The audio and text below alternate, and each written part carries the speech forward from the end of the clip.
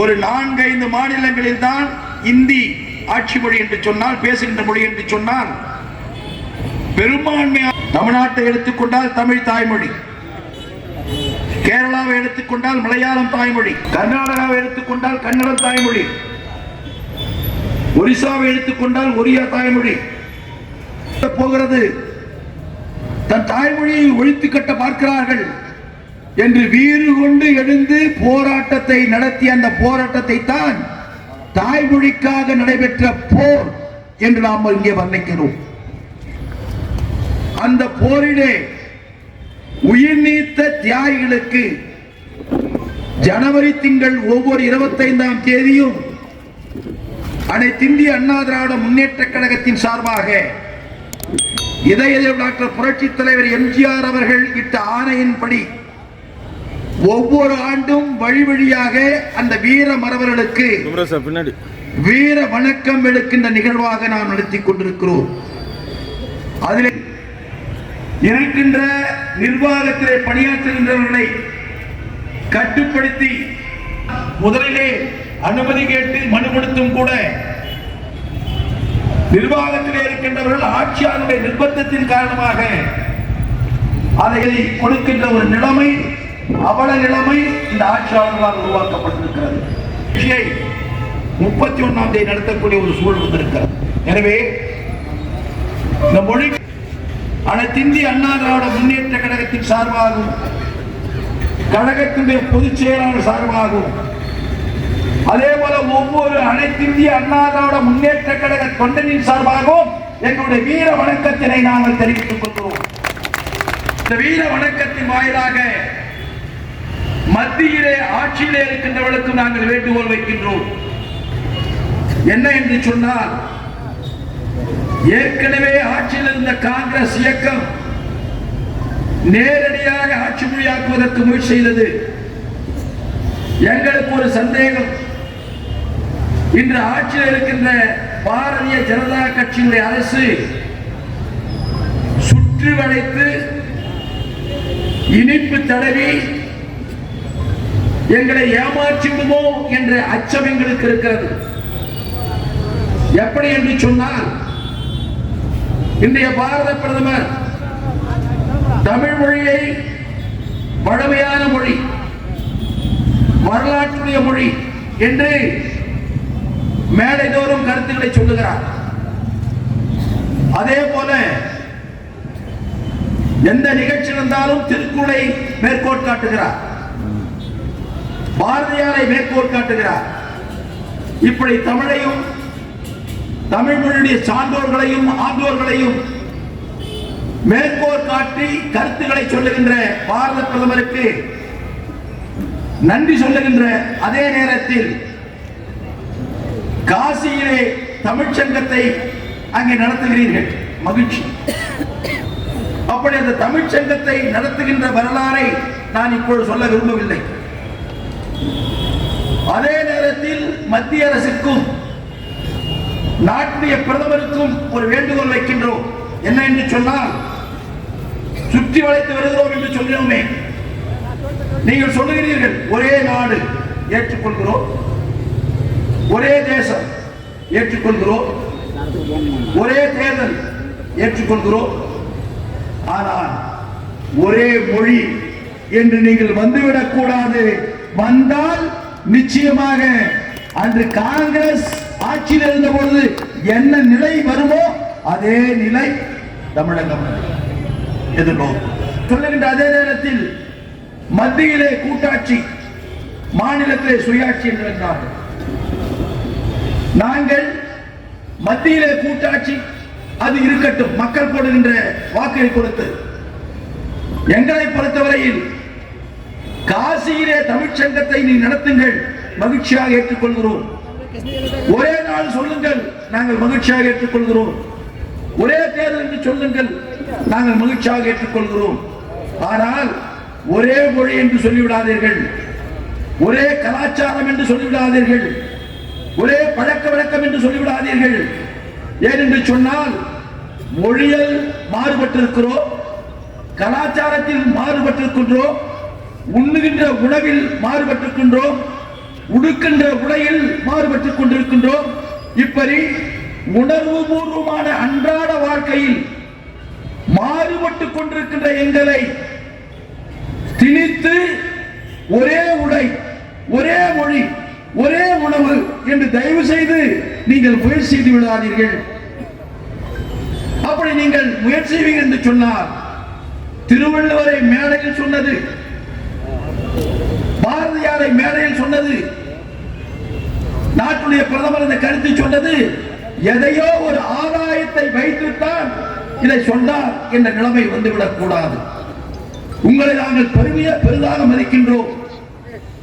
ஒரு உலக அரசியல் தலைவராக நீங்கள் இருக்கிறீர்கள், மகிழ்ச்சி.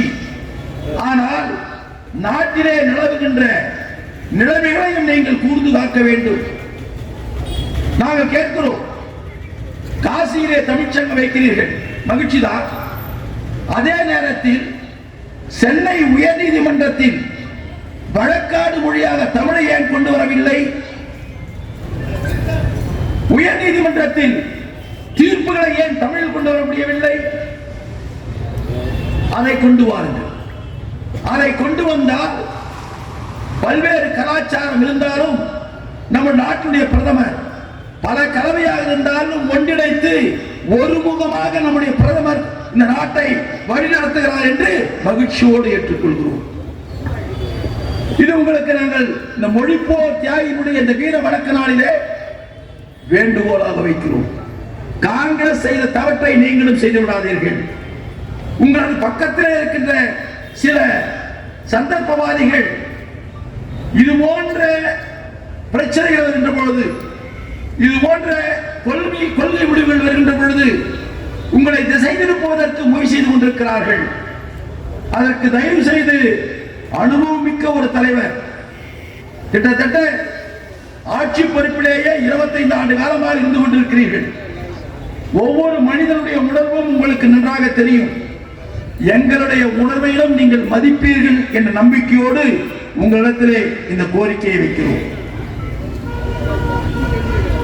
இப்படி தமிழுக்காக உயிர்நீத்த தியாகிகளுக்கு இங்கே வீர வணக்கத்தை செலுத்திக் கொண்டிருக்கிறோம். இந்த வீர வணக்கத்தை செலுத்துவதற்கு தமிழ்நாட்டிலே இருக்கின்ற கட்சிகளுக்கு யாருக்கு உரிமை இருக்கிறது என்று சொன்னால், இங்கே அன்பு தம்பிமார்கள் சொன்னார்கள், மரியாதைக்குரிய அண்ணன் டாக்டர் சமரசன் சொன்னார்கள். அந்த உரிமை புரட்சித் தலைவரால் உருவாக்கப்பட்ட அனைத்திந்திய அண்ணா திராவிட முன்னேற்ற கழகத்திற்கு மட்டும்தான்.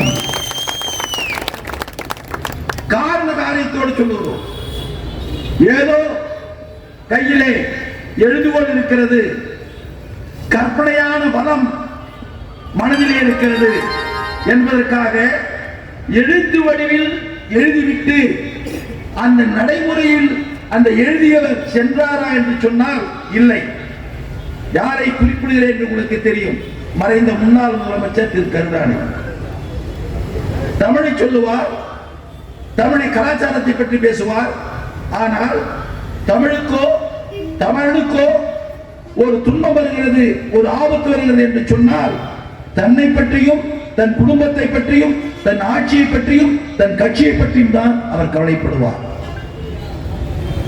இலங்கையிலே தமிழர்கள் உலகத்திலே எங்கிருந்தாலும் தாய்மொழியாம் தமிழ் பேசுகின்றவர்கள் நம்முடைய சகோதரர்கள், நம்முடைய ரத்தம். இலங்கையிலே தமிழர்கள் கொல்லப்படுகிறார்கள் என்று வந்த பொழுது புரட்சித் தலைவர் எம்ஜிஆர் அவர்கள் அப்படி அந்த இலங்கையிலே இருக்கின்ற தமிழர்களை காக்கக்கூடிய திறமை படைத்த தளபதியா என்று அடையாளம் கண்டு பிரபாகரனை அழைத்தார். இந்த இலங்கையிலே சிங்களர்களை எதிர்த்து போராடிய கூட்டத்தில் அந்த தளபதிகள் தமிழகத்திற்கு வந்து அன்றைய தலைவராக இருந்த கருணாநிதியும் பார்த்தார்கள். அன்று அனைத்திந்திய அண்ணா திராவிட முன்னேற்ற கழகத்துடைய தலைவராக இருந்த புரட்சி தலைவரையும் பார்த்தார்கள். பார்த்து எங்களுக்கு நீங்கள் உதவி செய்யுங்கள். அந்த உதவியை எப்படி இருக்கிறது என்று சொன்னால், அங்கே போராடுவதற்கு தளவாடங்கள் எங்களுக்கு வேண்டும். நெஞ்சிலே மன உறுதி இருக்கிறது. எங்களுக்கு உயிர் ஒரு பொருட்டல்ல. ஆனால் எங்களோடு இருக்கின்ற அந்த தமிழ் சமுதாயம், அந்த குழந்தைகள், அந்த அன்பு சகோதரிகள் கண் முன்னாலே சுற்றித் தள்ளப்படுகிறார்கள், கண் முன்னாலே மானவங்கப்படுத்தப்படுகிறார்கள், கண் முன்னாலே கற்பழிக்கப்படுகிறார்கள். இப்ப கற்பழிக்கப்படுகின்ற அந்த பெண்களையும் சகோதரிகளையும் காப்பாற்றுவதற்கு நெஞ்சிலே உரம் இருக்கிறது, ஆனால் கையிலே ஆயுதம் இல்லை. ஆயுதத்தை கொடுங்கள் என்று தமிழ்நாட்டிலே வந்து தலைவர்களை கேட்டார்கள். அப்பொழுது தமிழை வைத்து பிழைப்பு தேடிக் கொண்டிருந்த திரு கருணாநிதி அவர்கள் அவர்களுக்கு உதவினாரா என்று சொன்னால் இது வரலாறு. இங்கே இருக்கின்ற இப்பொழுது இருக்கின்ற திராவிட முன்னேற்ற கழக தலைவர்களுக்கு இந்த வரலாறு தெரியாது. தெரிந்தாலும் சொல்வதற்கு அவங்களுக்கு துணிவு வராது. கருணாநிதியை பார்க்கிறார். கருணாநிதியை பார்த்த போது கருணாநிதி நன்றாக பேசுகிறார், அனுப்புகிறார். புரட்சித் தலைவர் எம்ஜிஆரை பார்க்கிறார்கள். அப்படி புரட்சித் தலைவரை பார்க்கின்ற போது அவருக்கு கலைத்துறையிலே அனுபவம், அந்த வரலாற்றிலே படங்களிலே நடித்த அனுபவம், பார்க்கின்ற பொழுதே வீரன் யார், அந்த வீரத்திலே திறமையுடையவன் யார், விவேகமானவன் யார் என்று பார்த்தார். ஸ்ரீ சபாரத்னத்தை பார்க்கிறார், பிரபாகரனை பார்க்கிறார். இப்படி பல போராளிகளை பார்த்து இறுதியாக பிரபாகரனை அழைக்கிறார். நீ அங்கே போராடுவதற்கு தயாரா? தயார். என்ன வேண்டும்? உனக்கு என்ன உதவி வேண்டும்? இப்பொழுது கூட நேற்று திராவிட முன்னேற்ற கழகத்துடைய ஒரு கட்சியினுடைய தலைவராக இருக்கிறார், முன்னாள் மத்திய அமைச்சராக இருக்கிறார் திரு ராஜா அவர்கள் புரட்சி தலைவர் எம்ஜிஆரை பற்றி நான் கூசாமல் சில கருத்துக்களை சொல்லியிருக்கிறார். திரு ராஜா அவர்களுக்கு நினைவு கூட்ட கடமைப்பட்டிருக்கிறேன்.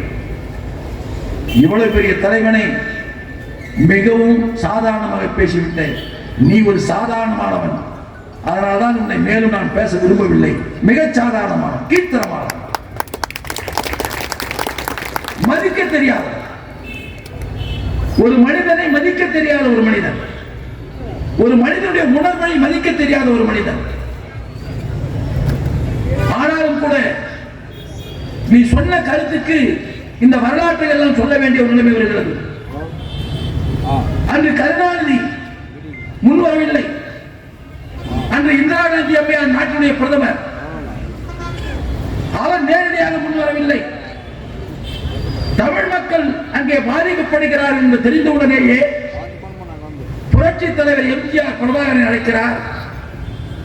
என்ன வேண்டும் என்று கேட்கிறார்கள். ஐயா, எங்களுக்கு ஆயுதம் வேண்டும், ஆயுதம் வாங்குவதற்குரிய நிதி வேண்டும் என்று கேட்கிறார். ஆயுதம் வாங்கிக் கொள்வீர்களா நிதி கொடுத்தால் என்று கேட்கிறார். எங்களுக்கு எல்லா இடத்திலும் தொடர்பு இருக்கிறது, எங்களுக்கு நிதி கொடுங்கள் போதும் என்று சொல்கிறார். புரட்சி தலைவர் எம்ஜிஆர் அழைக்கிறார், கீழே அழைத்து சென்று காட்டுகிறார். 2 கோடி ரூபாயை அப்பொழுது அப்படியே கையில் எடுத்துக் கொடுக்கிறார்.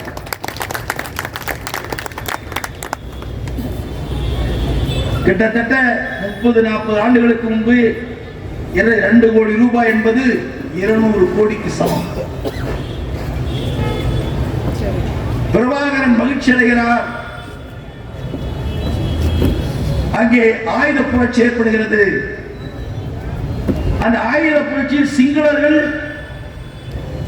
ஓடுகிறார்கள், ஓடிக்கொண்டே இருக்கிறார்கள், எதிர்த்து போராட முடியவில்லை. அவ்வளவு தலை சிறந்த அறிவாளி தமிழர். அவனுக்கு வாய்ப்பு கிடைத்தால் உலகத்தை ஆளக்கூடிய சக்தி படைத்தவன் தமிழர். ஓடுகிறார்கள், ஓடிக்கொண்டே இருக்கிறார்கள். கால நேரமும் மீண்டும் அன்றைய மத்திய அரசும் உடனிருந்து எப்படி கட்டபொம்மனுக்கு எட்டப்பனை போல பிரபாகரனுக்கும் ஒரு எட்டப்பன் காட்டி கொடுக்க அந்த இலங்கை தமிழர்களுக்காக போராடி அந்த மாவீரன் மடிகிறான். அப்படி தமிழுக்காக, தமிழ் பேசுகின்ற மக்களுக்காக, உலகத்தில் இருக்கின்ற தமிழ் மக்களுக்காக ஓடோடி சென்று உதவியவர் புரட்சித் தலைவர் எம்ஜிஆர். அதனால்தான் தமிழுக்காக உயிர் நீத்த அந்த வீர மறவர்களுக்கு நாம் இங்கே வீர வணக்கம் செலுத்துவதற்கு தகுதியான இயக்கம் அனைத்து இந்திய அண்ணா திராவிட முன்னேற்ற கழகம் மட்டும்தான். திராவிட முன்னேற்ற கழகமோ வேறு கட்சியும் அல்ல. இப்படி வீர வணக்கத்தை செலுத்திக் கொண்டிருக்கின்ற கால சூழலில் தமிழகம் இன்று பல்வேறு சோதனைகள் இருந்து கொண்டிருக்கிறது. புரட்சித் தலைவர் எம்ஜிஆர் ஆட்சி காலத்திலும் புரட்சித் தலைவர் அம்மா ஆட்சி காலத்திலும் போற்றுதலுக்குரிய நம்முடைய பொதுச்செயலர் எடப்பாடியார் ஆட்சி காலத்திலேயும் தமிழகத்தில் சட்டம் ஒழுங்கு பாதுகாக்கப்பட்டது.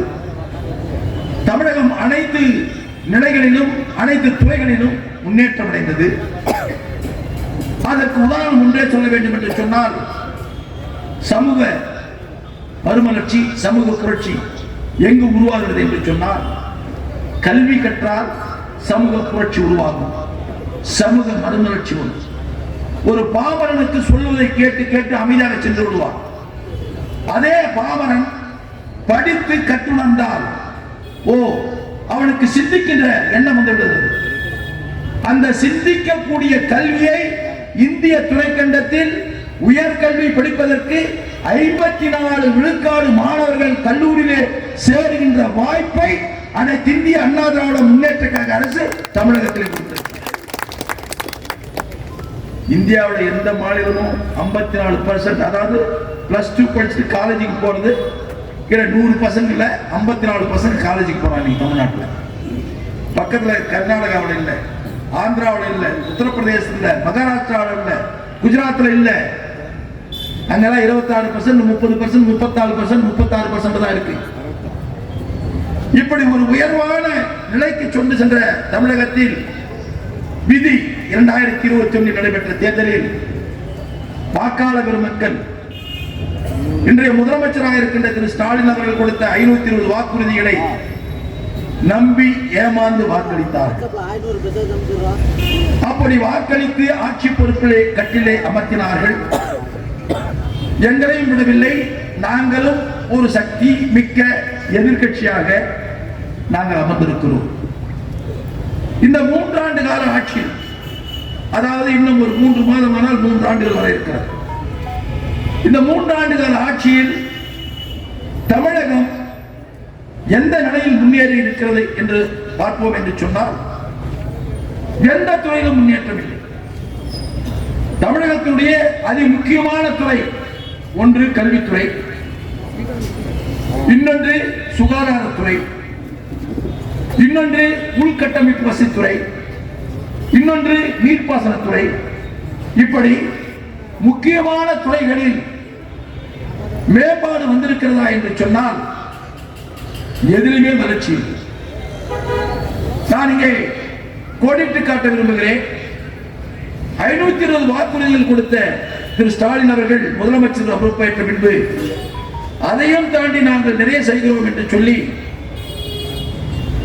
வீடு தேடி மருத்துவம் என்ற ஒரு திட்டத்தை அறிவித்தார்கள்.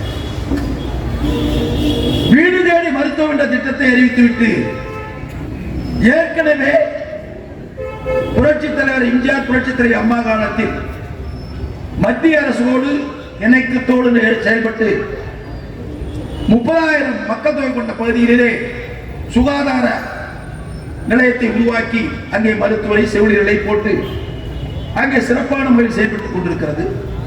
அதை தொடர்ந்து நம்முடைய எடப்பாடியார் அவர்கள் ஆட்சி பொறுப்புக்கு வந்த பின்பு 2000 மினி கிளினிக் என்று மாநிலம் முழுவதும் கொண்டு வந்தார்கள்.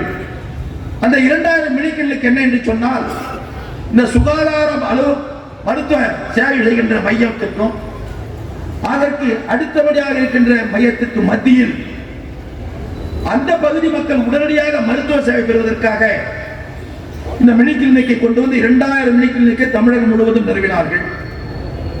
அந்த மினி கிளினிக்கில் ஒரு மருத்துவர், ஒரு செவிலியர் உடனடியாக ஒருவருக்கு உடல்நலம் சரியில்லை என்று சொன்னால் உடனடியாக அவர் மருத்துவம் செய்வதற்குரிய அனைத்து உள்கட்டமைப்பு வசதிகளை மேம்படுத்தி அந்த திட்டத்தை நம்முடைய மாவட்டத்தில் மொத்தம் 50 இடங்களிலே மருத்துவ மினி கிளினிக்கை அமைத்தார்கள்.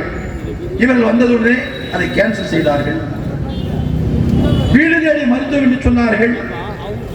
எந்த வீட்டிற்கு யார் வருகிறார்கள் என்பதை அந்த துறையினுடைய அமைச்சரை நான் கேட்க விரும்புகிறேன்.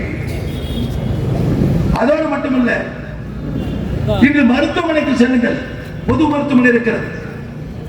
மரியாதைக்குரிய எடப்பாடியார் அவர்கள் முதலமைச்சராக இருந்த பொழுது நீண்ட காலமாக கிருஷ்ணகிரி மாவட்டத்துக்கு மருத்துவக் கல்லூரி வேண்டும் என்று நாங்கள் கேட்ட பொழுது ஒரே ஆண்டில் மத்திய அரசின் இணக்கத்தோடு 11 மருத்துவக் கல்லூரியை தமிழகத்திற்கு கொண்டு வந்தவர் எடப்பாடியார் அவர்கள்.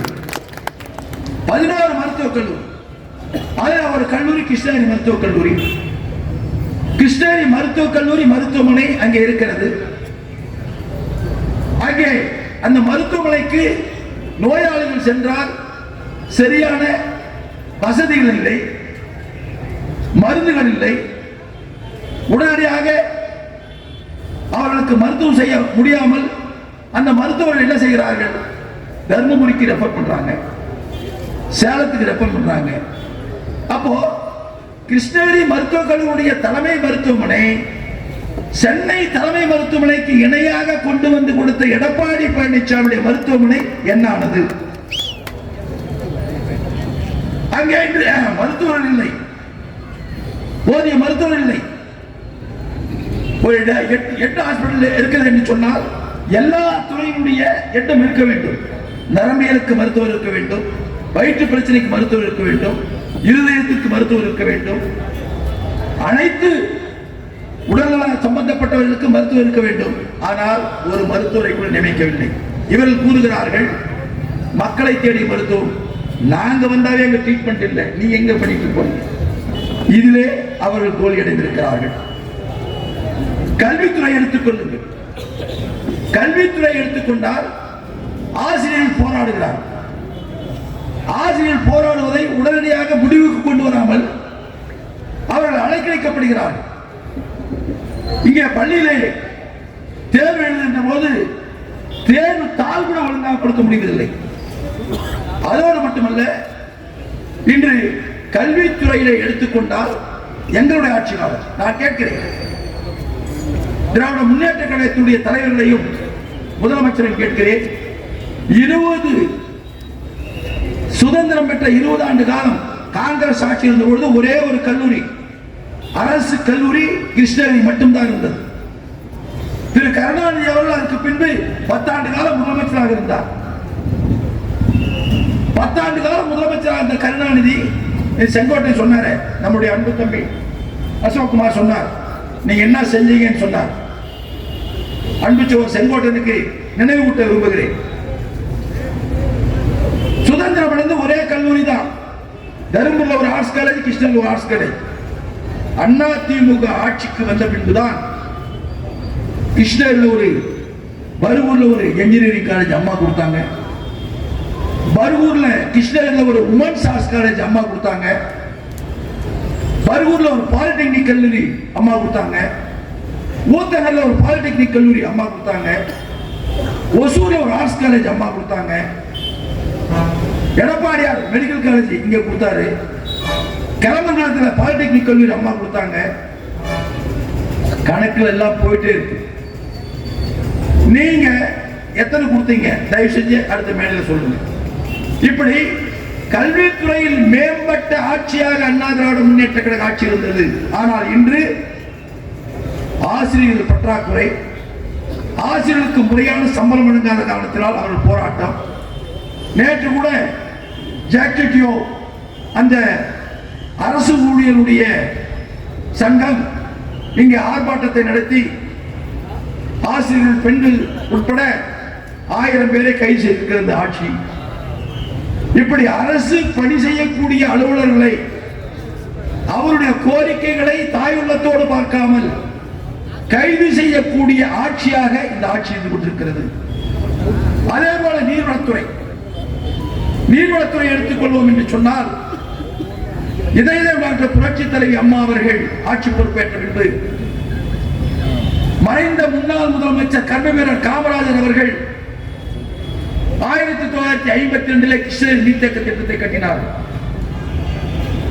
அப்படி கிருஷ்ணகிரி நீர்த்தேக்க திட்டத்தை கட்டி வடதுபுற கால்வாய் இடதுபுற கால்வாய் என்று அப்பொழுது அமைத்தார்கள். அதற்கு பின்பாக அந்த வலதுபுற இடதுபுற கால்வாயில் கிளை கால்வாய்களை உருவாக்கி இன்னும் நீர்ப்பாசனம் செய்யக்கூடிய ஏரிகளுக்கு தண்ணீர் கொடுப்பதற்கு திரு கருணாநிதி முயற்சி செய்யவில்லை. மாறாக புரட்சி தலைவி அம்மா அவர் ஆட்சி பொறுப்பிருந்த பொழுதுதான் கிருஷ்ணகிரி வலதுபுற கால்வாயில் தனியாக கால்வாய் அமைத்து கிட்டத்தட்ட காரிமங்கலம் தாண்டி 32 ஏரிகளுக்கு தண்ணீர் வழங்கி இப்போது தண்ணீர் சென்று கொண்டிருக்கின்ற ஆட்சி புரட்சி தலைவி அம்மாவுடைய. நீங்க செய்யல.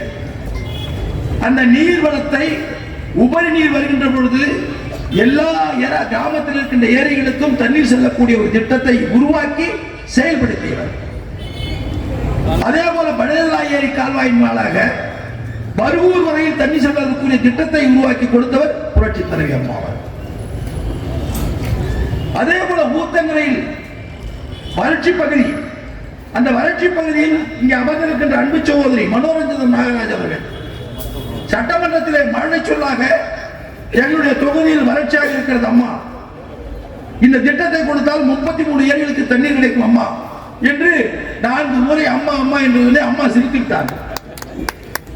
சிரித்துவிட்டு இப்படி திரும்பி பார்த்தார்கள் பொதுப்பணித்துறை அமைச்சரை. அட்டென்ஷன்ல நிற்கிறார் அவர். திரும்பி பார்த்தா அடுத்த செஷன் சொன்னதுன்னு உடனடியாக அந்த திட்டத்தை கொண்டு வரப்படுவதற்கு ஜியோ இஷ்யூ பண்ணாங்க புரட்சி தலைவி அம்மா. 16 கோடி ரூபாய் கொடுத்து காவா எடுக்கிறதுக்கு நிலத்தை கையகப்படுத்திட்டாங்க. இப்போ அந்த திட்டம் நடந்துட்டு இருக்குது. அந்த திட்டம் நாங்க கொண்டு வந்தது. அந்த திட்டத்தை நாங்க கொண்டு வந்தோம். இப்ப நடக்குது. நீ கொண்டு வந்தீங்களா? சொல்ல முடியுமா? அதே மாதிரிதான் தூச்சிட்டு ஏரிக்கு தண்ணி, அது கூட சொன்னார் நம்முடைய இன்றைய முதலமைச்சராக ஸ்டாலின் அவர்கள். சாமனப்பள்ளி பஞ்சாயத்தில் வந்து உட்கார்ந்தார் எதிர்கட்சியாக்கும் போது. இங்க காவா அந்த கவர்மெண்ட்ல எடுக்கிறாங்க தண்ணி வர்றதுக்கு, ஆனா இங்க ஒரு பெரிமன்ஸ் இருக்காரு என்ன சொல்றது, அந்த பெரிமன்ஸ் இந்த நிலம் இருக்குது இந்த முன்சாமி இது, அந்த மேல காவா போகுது, அதனால அந்த காவா வரடா தடுத்து நிறுத்திருக்கிறது அந்த முன்சாமி தான்.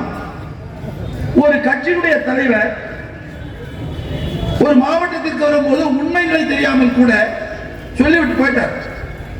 நான் அப்புறம் கேட்டேன், ஒரு கட்சி தலைவராக இருக்கப்பா நீ சொல்லிட்ட ரைட், பொது வாழ்க்கையில் இருக்கிற நான்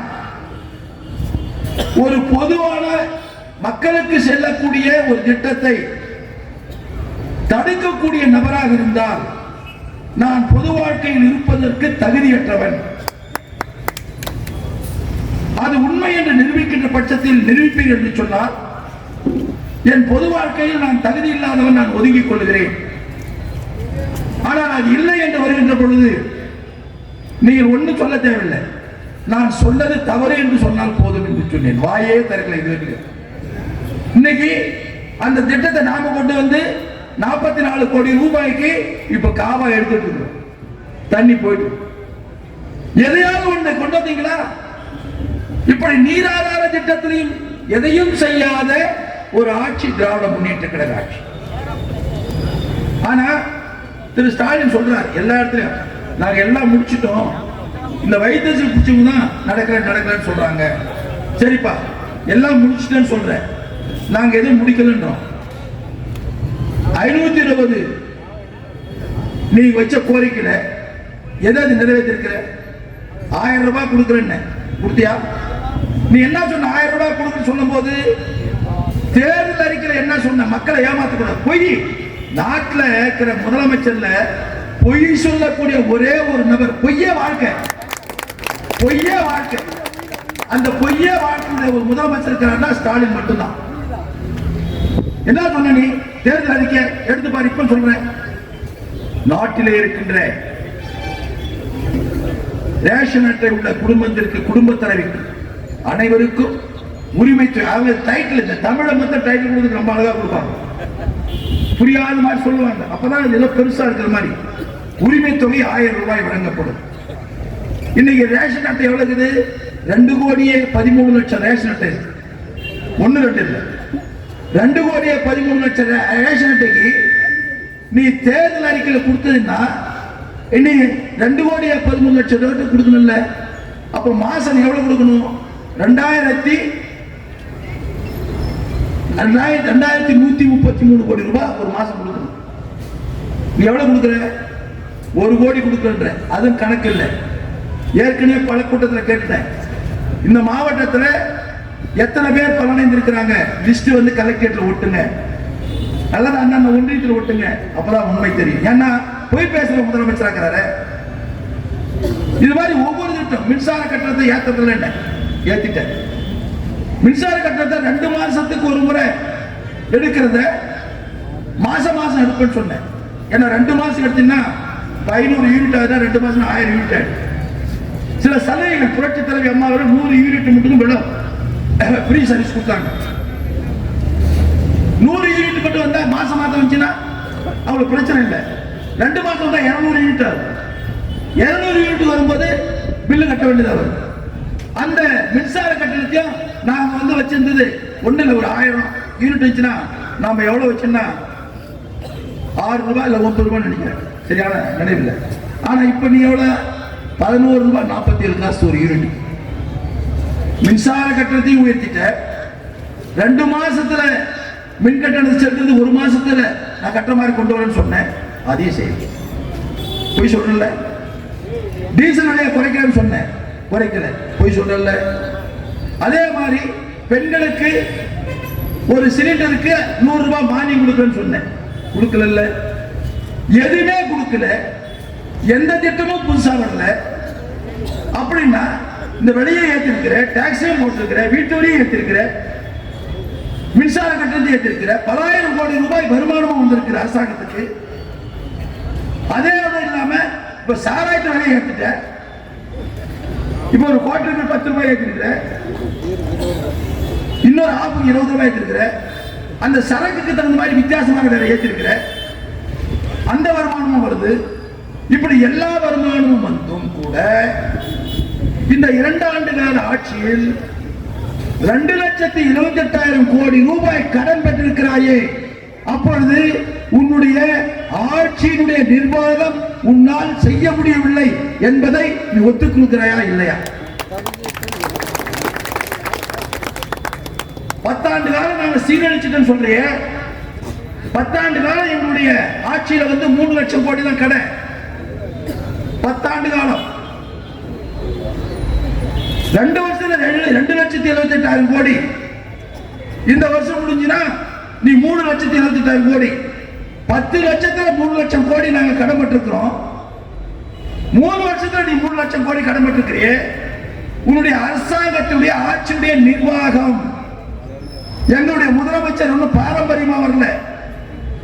உமாரி உங்க அப்பா வந்து முதலமைச்சரா இல்ல, எங்களுடைய முதலமைச்சரா இருந்த எடப்பாடியா, அவருடைய தந்தை ஒரு சாதாரண விவசாயி, அவர் ஒரு சாதாரண விவசாயி.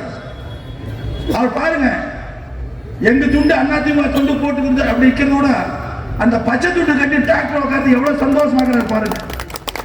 அவர் மூஞ்சி எவ்வளவு கருக்கால் பார்த்து பாருங்க.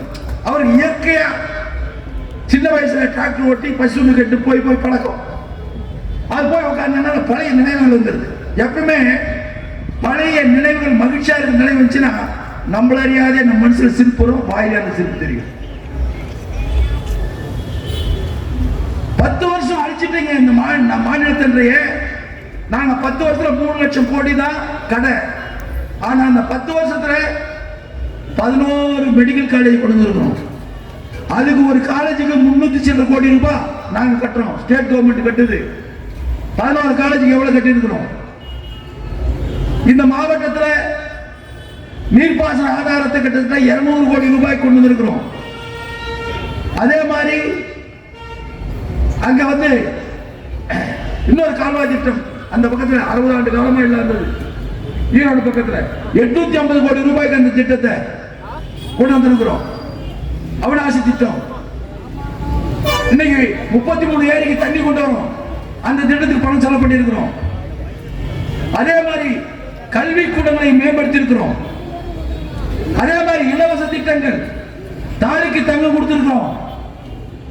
புரட்சி தலைவி அம்மா ஆட்சி காலத்திலிருந்து ஒரு ஏழைக்கு 2.25 லட்சத்துக்கு பசுமை வீடு கொடுத்திருக்கிறோம். வருஷத்துக்கு 60,000 வீடு, 5 வருஷத்துக்கு 3 லட்சம் வீடு கொடுத்திருக்கிறோம். அதே மாதிரி வேலை செய்கிற பெண்களுக்கு 20,000 ரூபாய் மானியம் கொடுத்து ஸ்கூட்டர் கொடுத்தோம்.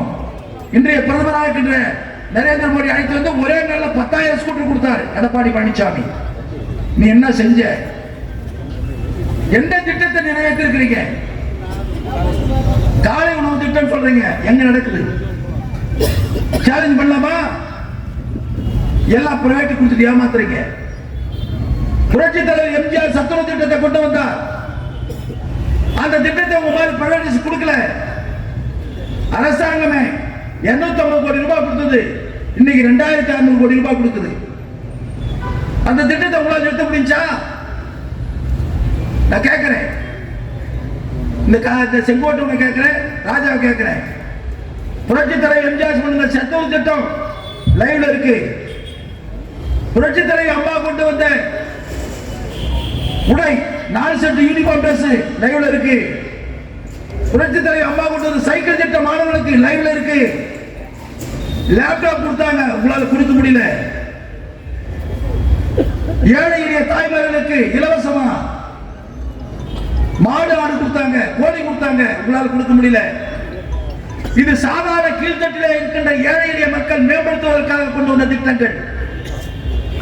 இந்த திட்டத்தை உங்களால் செயல்படுத்த முடியல, நிறுத்திட்டீங்க. தாலிக்கு தங்கத்த திட்டத்தை வந்து கேவலப்படுத்துறீங்க.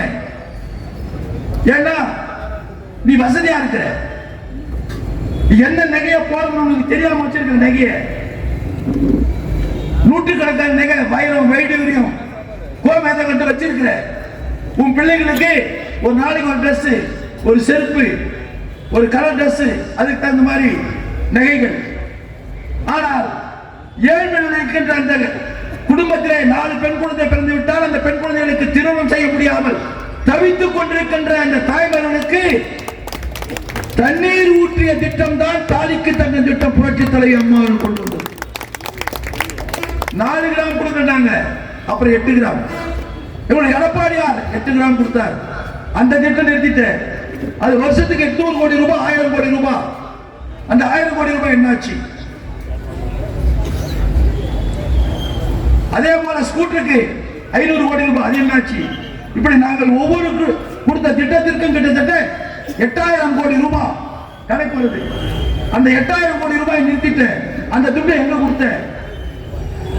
எதுவுமே செய்யல. அப்படம் பிள்ளை உட்காந்து ஏமாத்திட்டு இருக்கிறீங்க.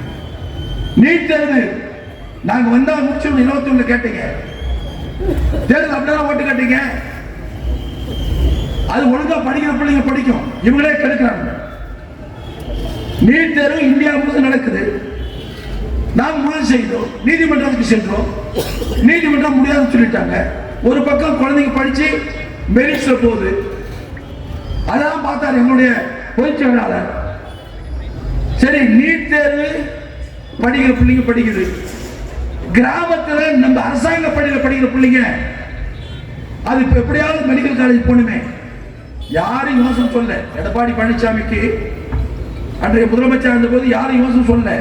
அவர் கிராமத்தில் பிறந்த காரணத்தினால் அந்த கிராம குழந்தைகள், கிராமத்திலே இருக்கின்ற அரசு பள்ளியிலே படிக்கின்ற அந்த குழந்தைகளுக்கு எதிர்காலம் எப்படியாவது பிரகாசமாக இருக்க வேண்டும் என்பதற்காக அந்த கல்லூரி சேர்கின்ற இதில் உள் ஒதுக்கீடாக 7.5 விழுக்காடுகளை கொண்டு வந்தார், சட்டமாக கொண்டு வந்தார். இந்தியாவில் யாருக்குமே அந்த சிந்தனை இல்லை. இன்னொன்னு, அந்த சட்டத்தை கொண்டு வந்து கோர்ட்டுக்கு போட்டா ஏதோ பிரச்சனை வந்துடும். அந்த பிரச்சனை வராதுக்காக என்ன பண்ணாரு? டக்கு டக்குன்னு கொடுத்தாரு. கவர்னர் கையெழுத்து வாங்கினாரு. ஒரு பக்கம் கவர்னர் போனாலே கெஜெட்ல விட்டார். அதான ஒரு துணிச்சலான ஒரு தலைவனுக்கு அழகு. உங்க மாதிரி கவர்னர் போயிடுச்சு, கவர்னர் போயிடுச்சு, கையெழுத்து போடலன்ற ஆள் இல்லை. எங்கால பார்த்தா ஏழை குழந்தை படிக்கணும், ஓடியா கையெழுத்து ஆளா பார்த்துக்கலாம். வேற வழி இல்லை, கவர்னர் கையெழுத்து போட்டு அனுப்பிச்சிட்டார். இன்னைக்கு 4 பிள்ளைங்க 5 பிள்ளைங்க தான் முதல் சேர்த்து. இன்னைக்கு கிட்டத்தட்ட 900 பிள்ளைகள் அரசு பள்ளியிலே படித்த பிள்ளைகள் மருத்துவக் கல்லூரிக்கு போகலாம். அது எந்த காலேஜுக்கு? மெட்ராஸ் மெடிக்கல் காலேஜ், எம்எம்சிக்கு போதுங்க. முடியுமா? ஏதாவது ஒரு கிராமத்தில் இருந்து ஒரு குழந்தை எம்எம்சி காலேஜுக்கு போயிருக்கா? எல்லாம் கான்வென்ட் பண்ணி தான் எம்எம்சி காலேஜ் போயிருக்கோம். இன்னைக்கு போதுன்னா அந்த திட்டத்தை கொண்டு வந்து நாங்கள் இப்படி எல்லா வகையிலும் நாங்கள் மக்களுக்கு தொண்டு செய்து மக்களுக்கு தேவையானதை செய்து கொண்டிருக்கிறோம். நீங்கள் என்ன செய்றீங்க? அப்பனுக்குள்ளே சேர்ந்துக்கிட்டு சும்மா ஷோ காட்டிட்டு இருக்கீங்க. நீங்க இளைஞரணி மாநாடு நடத்துவீங்க, உங்க பிள்ளைய முன்னிறுத்துறதுக்காக இந்த ஆட்சியை பயன்படுத்துறீங்க, இந்த அரசு இயந்திரத்தை பயன்படுத்துறீங்க, இந்த அரசு அதிகாரிகளை பயன்படுத்துறீங்க. வெக்கமா இல்லை உங்களுக்கு? நேற்று மட்டும் விளையாட்டு பையன், நேற்று மட்டும் நல்லா விளையாட்டு பையன், சினிமா கம்பெனியில் போய் சுத்திக்கிட்டு ஜாலியாக சுத்திருந்த பையன். அந்த பிள்ளைய கூட்டு வந்து உன் மகன்றதுக்காக என்னையா இந்த மக்களும் இந்த தமிழ்நாடும் உங்க என்ன கொத்தடிமையா? கொத்தடிமையான்னு கேட்கிறேன்.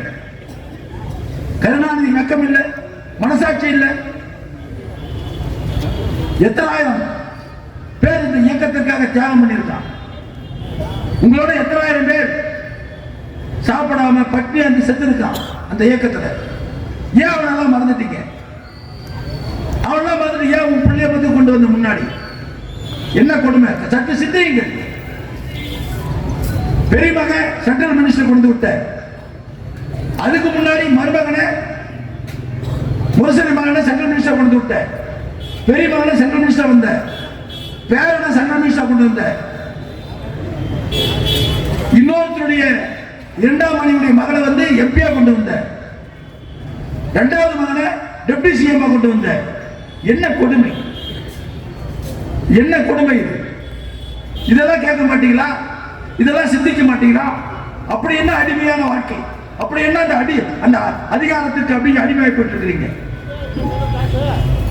நம்முடைய சீனியர் மினிஸ்டர் இருக்கிறார் துறைமுருகன், அவரும் என்ன பேசுறாரு? வெக்கம் இல்லாத பேசுறாரு. அவர் அனுபவம் என்ன சொல்றார்?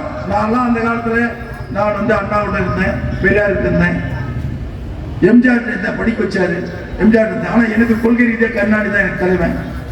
படிக்க வச்சவனுக்கு உன்னை வளர்த்து விட்டவனுக்கு வந்து இல்லைன்னு சொல்லிட்டேன். கொள்கை ரீதியா கருணாநிதி தலைவன் ஏத்துக்கிறப்பா.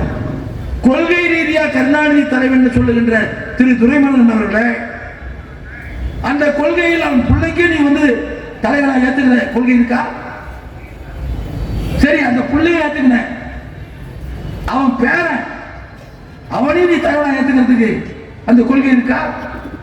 அதையே விட்டுட்டு வெக்கம் கட்டு சொல்றார். உதயாநிதி ஸ்டாலின் மகன் இன்பநிதி ஸ்டாலின் என்றால் கூட அவருக்கும் நான் வேலை செய்வேன்.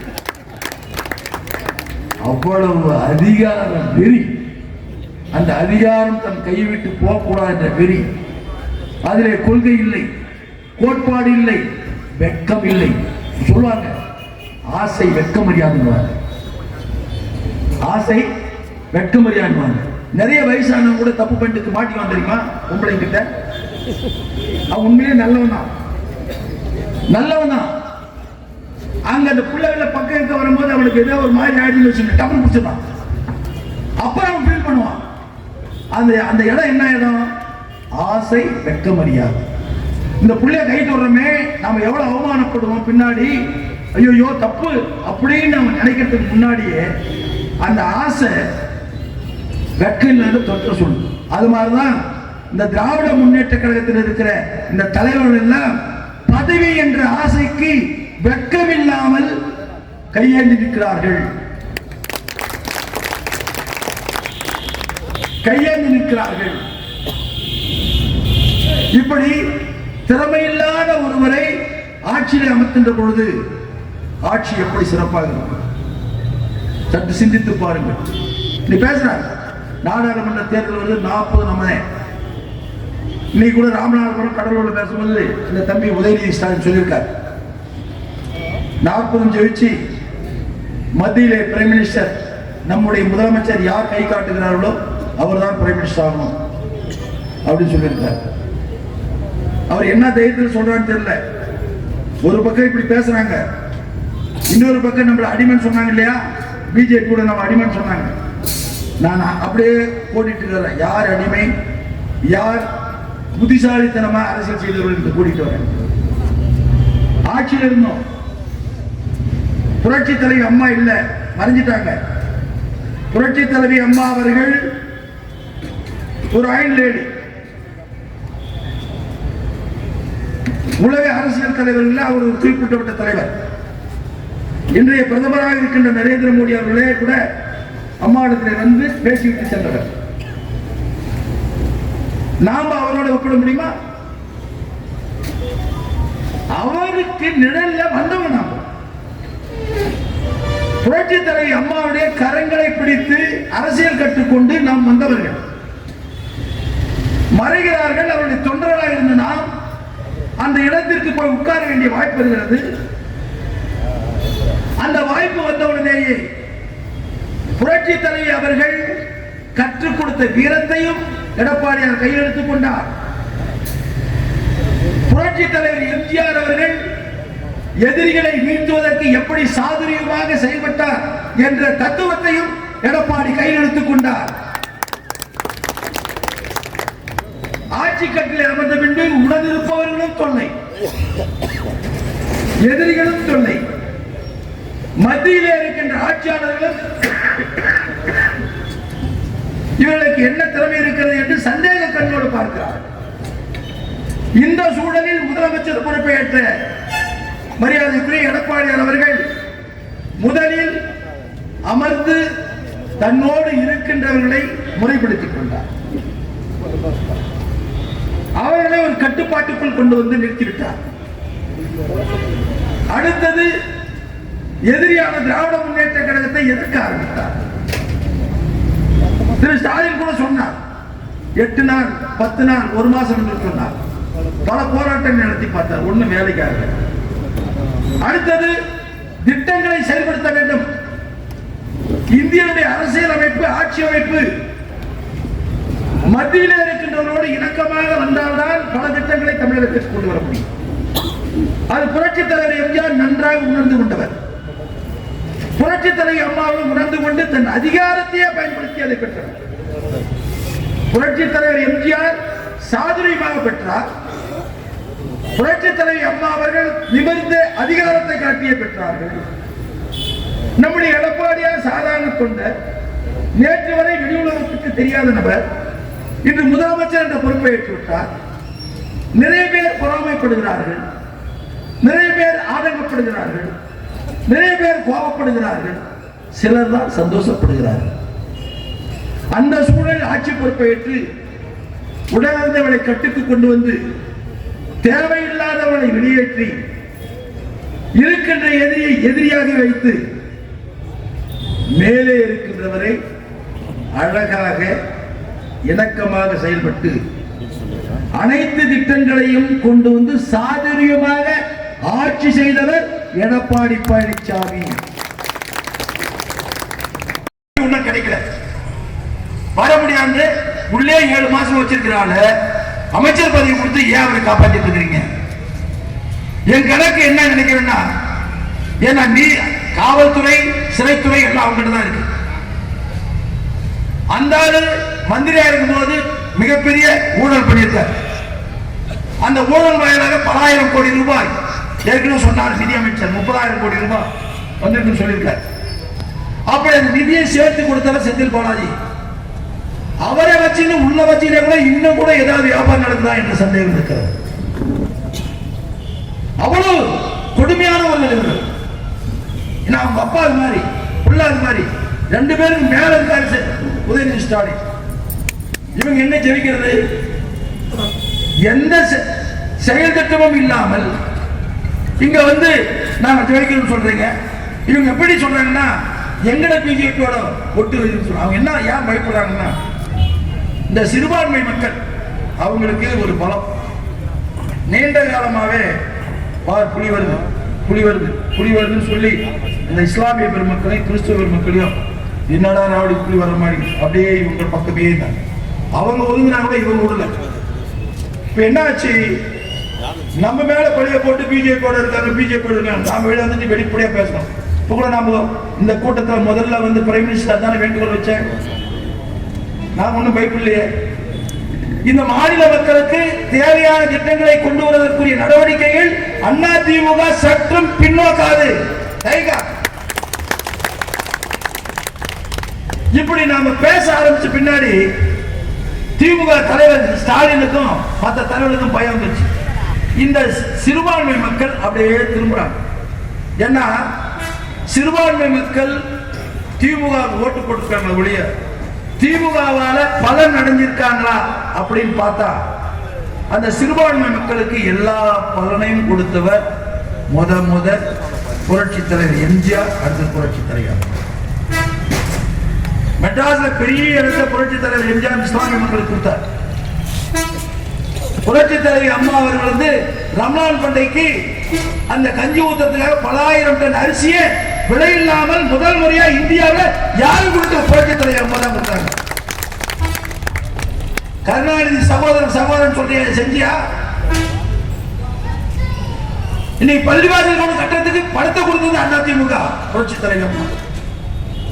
மெக்கா மதீனா போற அந்த பெரியவர்களுக்கு அஜ்பயணம் செல்வர்களுக்கு நிதி முத கொடுத்தது புரட்சி தலைவர் அம்மா. உலமாக்களுக்கு பென்ஷன் கொடுத்தது அம்மா. எங்கேயா கொடுத்த நீ? நாங்க கொடுத்தோம், நீ அவங்களை ஏமாத்திருந்தீங்க. அந்த ஏமாத்தினதை இப்ப அவங்க நல்லா புரிஞ்சுக்கிட்டாங்க. எங்க மேல நம்பிக்கை வந்துருச்சு.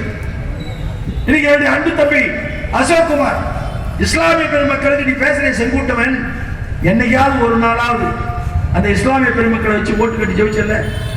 அந்த இஸ்லாமிய பெருமக்களுடைய தேவைகளை சட்டமன்றத்தில் பேசிருக்கியா? என்னைக்காவது ஒரு நாள் பேசிருக்கியா? ஆனா அசோக் குமார் தம்பி பேசினார். என்ன உருது பள்ளி, அந்த உருது பள்ளிக்கு இடம் இல்ல, இடத்தை கொடுக்கறது ஏற்பாடு பண்ணணும், கட்டடம் கட்டி கொடுக்கணும் சொல்லி சட்டமன்றத்தில் பேசி பதிவு பண்ணி அந்த துறை அமைச்சர் உடனடியாக தொடர்பு வந்து இங்க வேலை நடந்துச்சு. வேலை நடக்குதுயா. எங்களை பொறுத்தவரையும் அதாவது அதிகப்படியான பெரும்பான்மை சிறுபான்மை என்பது முக்கியமல்ல. ஒவ்வொரு தனி மனிதனும் தேவைகளையும் பூர்த்தி செய்வதுதான் அனைத்து இந்திய அண்ணா திராவிட முன்னேற்ற கழகம். கட்சி பதவியெல்லாம் உள்ளன. நான் ஒரு தொண்டை, அதிமுக தொண்டை. இந்த அதிமுக தொண்டை என்ற முறையில் நீங்க சொல்றேன், கிருஷ்ணகிரி பார்லிமெண்ட் அதிமுக பல லட்சம் ஓட்டு நான் ஜெயிச்சு காட்டணும். நாங்க மக்களோடைய வாழ்ந்துட்டு மக்கள் பிரச்சனைகளில் நேரடியாக தலையிட்டு அந்த பிரச்சனைகளை தீர்வு செய்கிறது. நாங்க ஆட்சியில் இல்லை, ஆனா நாங்க சுத்திக்கிட்டே இருக்கு. எங்க கார் கொடிப்பட்ட கார் மாவட்டம் முழுசும் சுத்திட்டே இருக்கு. நீங்க சுத்துறீங்களா? இந்த வீர வணக்கிறார் அந்த மரபர்களுக்கு நம்முடைய வீர வணக்கத்தை தெரிவித்து அடுத்த வீர வணக்கிறார் நிகழ்ச்சி நடக்கின்ற பொழுது இந்த மேடையில் கிருஷ்ணகிரி நாடாளுமன்ற உறுப்பினராகி உட்கார்ந்து